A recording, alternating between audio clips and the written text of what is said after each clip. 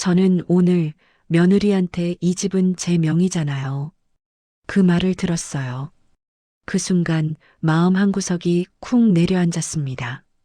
내가 살던 집인데, 내 돈이 반이나 들어간 집인데, 이제는 내 이름이 없다는 사실이 이렇게 잔인할 줄 몰랐어요. 김순애 여사는 평생 남편과 자식만 보고 살았어요.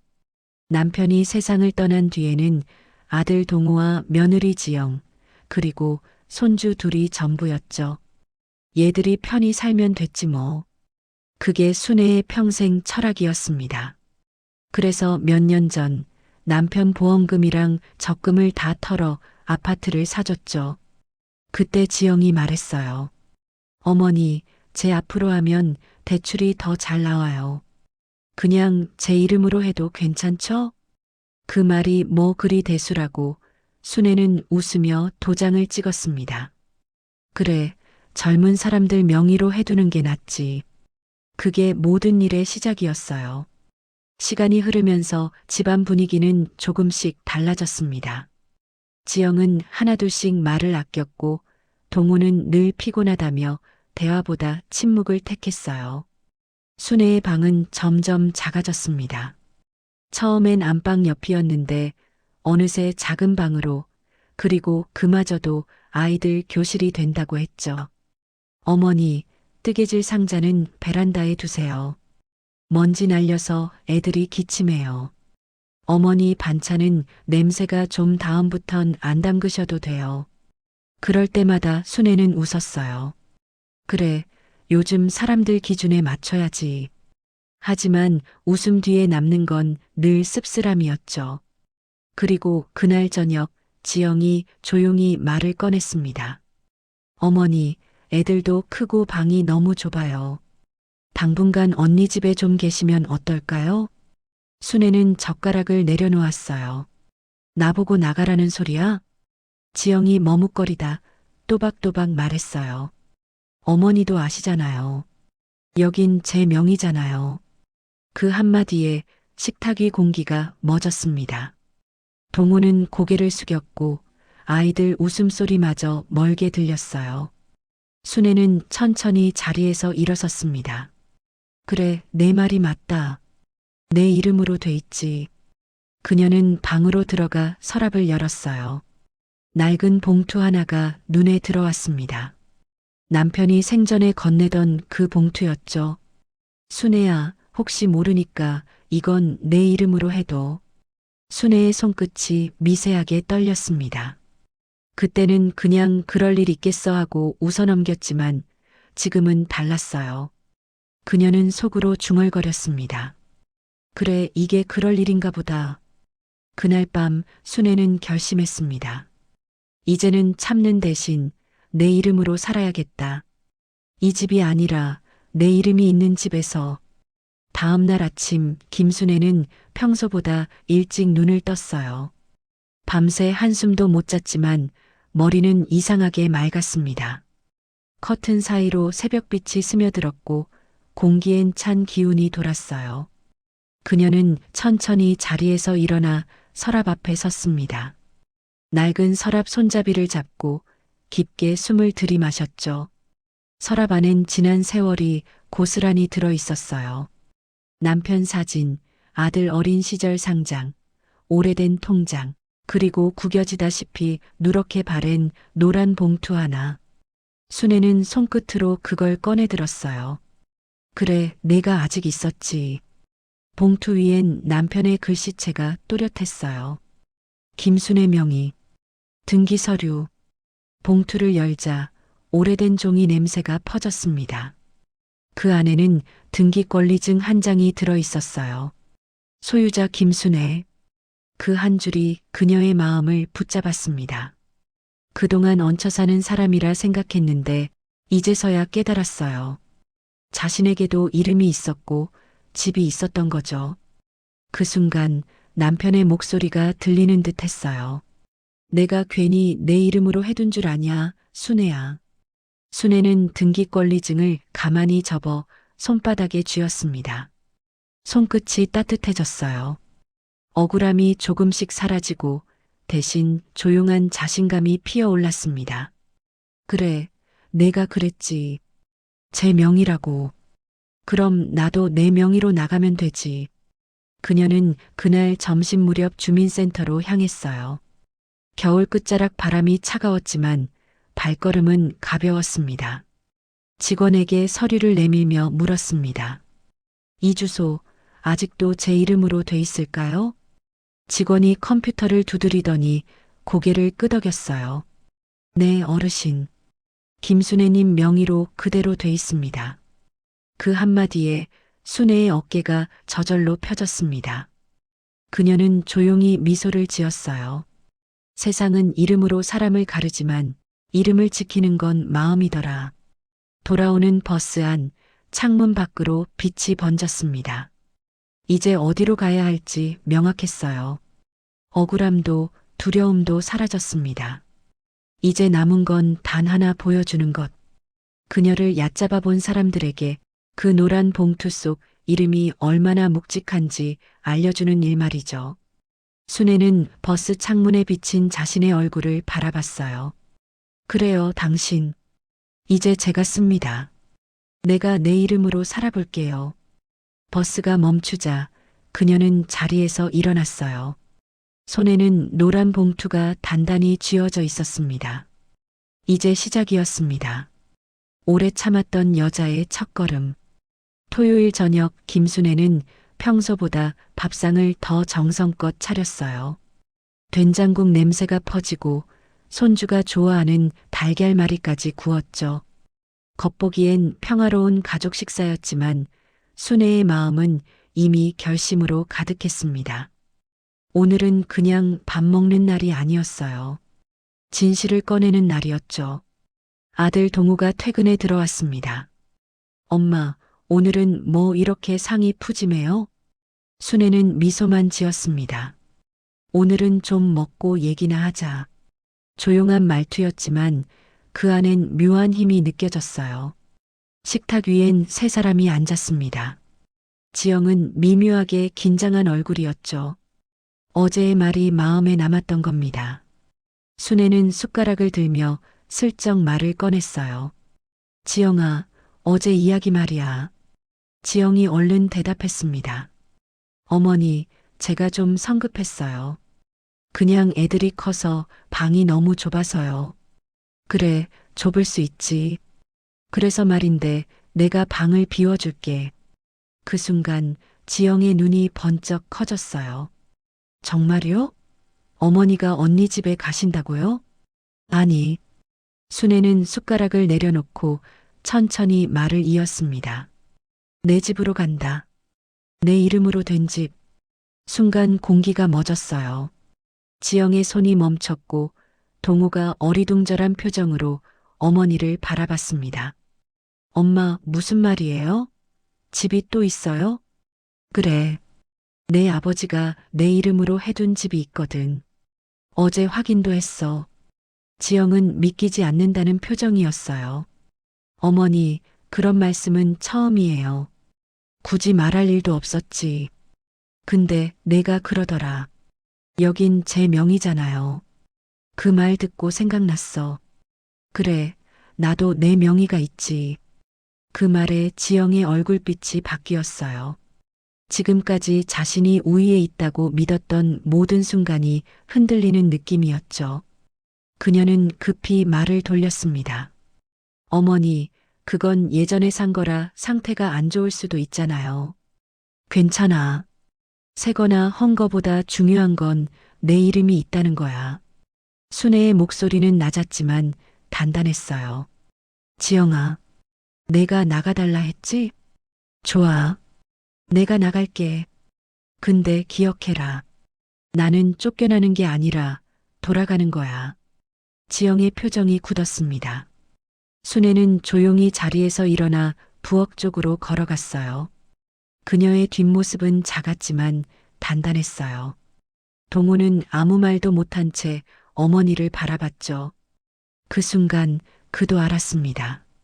이건 단순한 말다툼이 아니라 세 사람의 인생이 갈리는 전쟁의 시작이라는 걸요. 순애는 문득 뒤를 돌아보며 한마디 덧붙였습니다. 지영아, 네.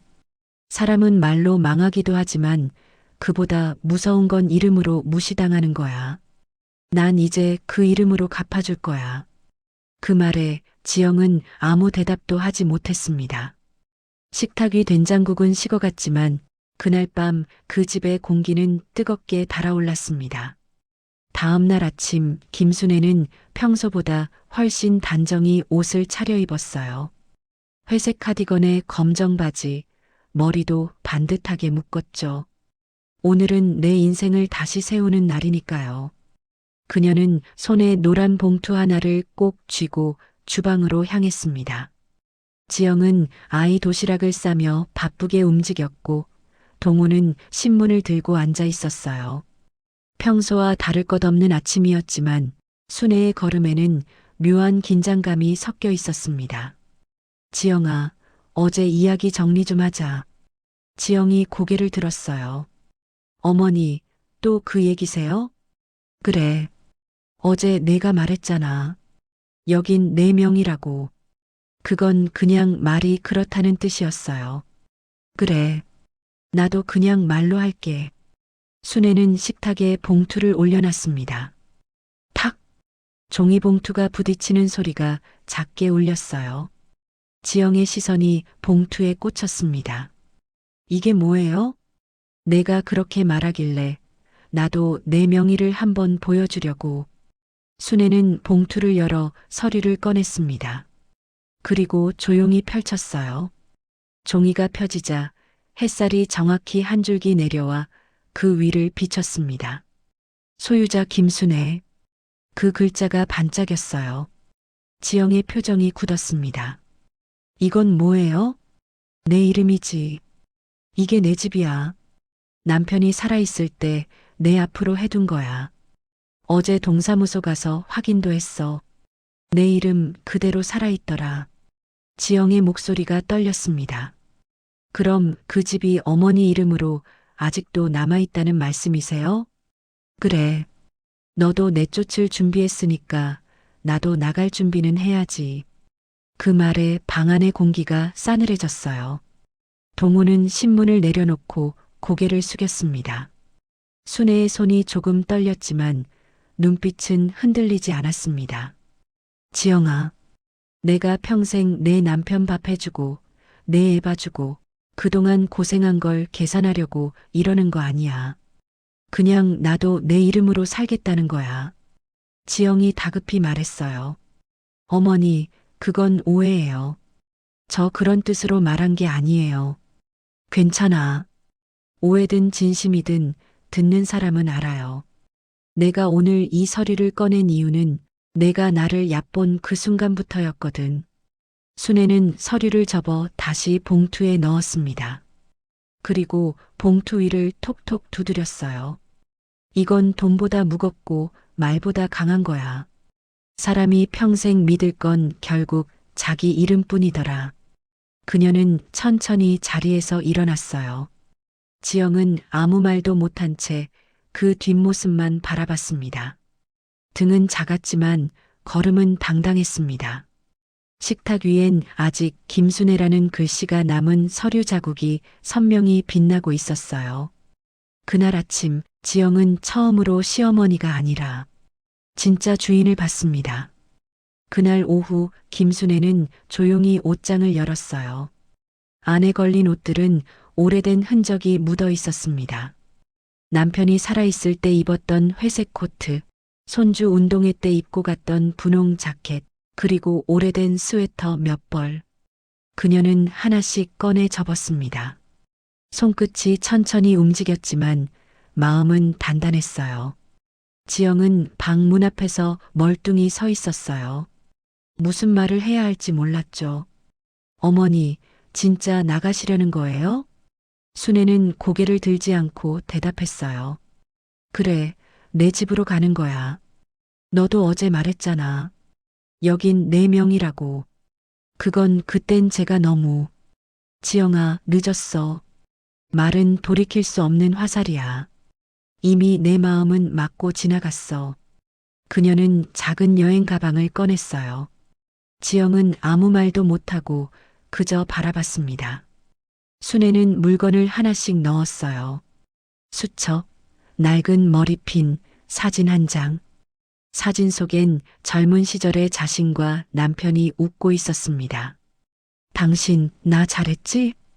이제 나도 내 이름으로 살아보려 해요. 그녀의 속삭임은 작았지만 눈빛은 또렷했습니다. 동우가 들어왔습니다. 엄마, 진짜 나가요? 그래. 너는 이제 내 집 지켜. 나는 내 이름 지킬게. 엄마, 그게 복수하려는 거예요? 아니, 복수는 화로 하는 게 아니야. 증명으로 하는 거지. 나는 내가 얹혀 사는 여자가 아니라 내 인생을 가진 사람이란 걸 보여줄 거야. 그녀는 가방을 잠그며 미소를 지었습니다. 지영아. 지영이 움찔하며 고개를 들었어요. 사람이 언제 제일 초라한 줄 아니? 자기 힘으로 세운 게 없을 때야. 나는 이제 내 이름으로 선다. 그게 내 힘이야. 순애는 거실 한가운데를 둘러봤습니다. 한때 웃음이 많던 집이었는데 지금은 낯설 정도로 조용했어요. 그녀는 손으로 소파를 한번 쓰다듬었어요. 고마웠다. 그래도 추억은 있었으니까. 그녀는 천천히 현관으로 걸어갔습니다. 지영은 마지막으로 붙잡지 못했어요. 그녀는 그때 깨달았어요. 이 여자는 내가 생각했던 시어머니가 아니구나. 그녀는 조용히 그러나 완벽하게 이 집의 주인 자리를 뒤집어 버렸어요. 순애는 문을 열며 마지막으로 말했습니다. 사람은 누구나 이름 한 줄로 평가받지만 그 이름을 어떻게 지켜왔는지는 스스로 보여줘야 해요. 문이 닫히자 지영은 숨을 내쉬지 못했어요. 남겨진 건 단 하나, 식탁 위에 놓인 노란 봉투의 잔상뿐이었어요. 김순애는 택시를 타고 오래된 동네로 향했습니다. 창밖엔 봄이 오고 있었어요. 벚꽃이 살짝 피어 있었고 사람들 얼굴엔 햇살이 번졌습니다. 하지만 그녀의 표정은 단단했어요.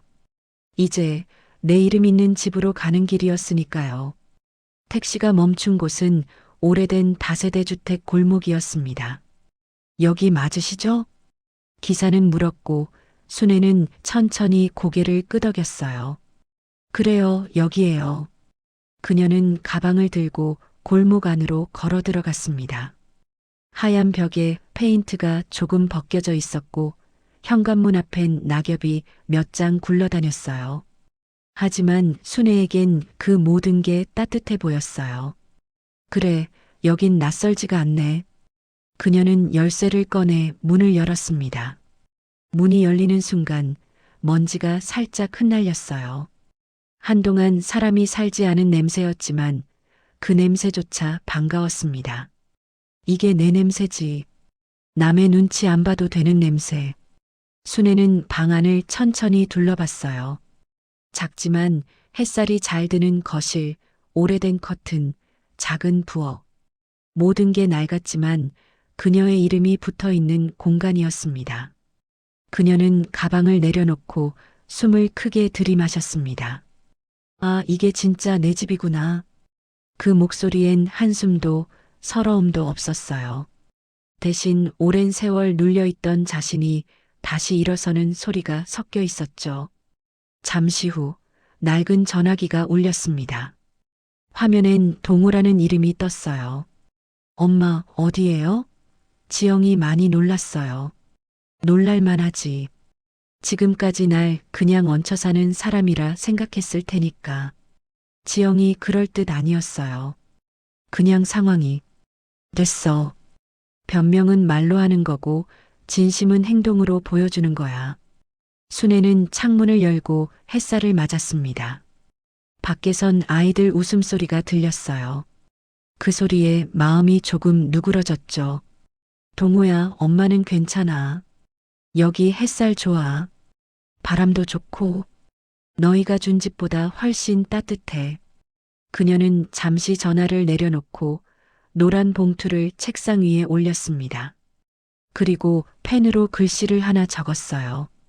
내 이름, 내 자리. 그녀는 미소를 지었습니다. 그래요. 이제 시작이네요. 그동안 잃어버린 나를 찾는 거. 그때 문 밖에서 누군가 두드렸습니다. 어머니 저예요. 그 목소리는 며느리 지영이었습니다. 순애는 놀라지 않았어요. 문 앞에서 조용히 말했죠. 왔구나. 문은 열려 있어. 지영은 조심스레 들어왔습니다. 방 안 공기가 어제와 전혀 달랐어요. 어제는 시어머니 집이었지만 오늘은 김순애의 집이었죠. 지영이 눈치를 보며 말했습니다. 어머니, 여긴 생각보다 괜찮네요. 그래, 괜찮지. 돈으로 산 게 아니라 이름으로 세운 집이니까. 지영은 아무 말도 하지 못했습니다. 그녀는 그제야 알았어요. 명의는 종이 위에 이름이 아니라 삶을 지탱하는 자존심이라는 거요. 며칠 뒤 김순애의 집 앞에 낯익은 차가 멈췄습니다. 창문 너머로 지영이 내리는 게 보였어요. 머리카락이 흐트러져 있었고 손엔 종이봉투가 들려 있었죠. 순애는 창문을 닫고 조용히 문 쪽으로 걸어갔습니다. 문을 열기도 전에 지영의 목소리가 들렸어요. 어머니, 죄송해요. 제가 너무 큰 소리 쳤어요. 순애는 천천히 문을 열었습니다. 그래, 들어와. 지영은 눈치를 보며 집 안을 둘러봤어요. 낡았지만 따뜻한 집이었습니다. 햇살이 벽에 부드럽게 닿고 커튼이 살짝 흔들렸습니다. 그 평온한 공기가 오히려 지영을 더 작게 만들었죠. 이 집이 어머니 이름으로 돼 있다면서요? 그래. 오래전부터 그랬어. 어떻게 그런 걸 숨기셨어요? 숨긴 게 아니야. 말할 필요가 없었지. 근데 내가 나를 내쫓으려 하니까 나도 보여줘야겠더라. 지영은 고개를 숙였습니다. 저는 그냥 방이 좁아서. 그 말 기억나지? 이 집은 제 명의잖아요.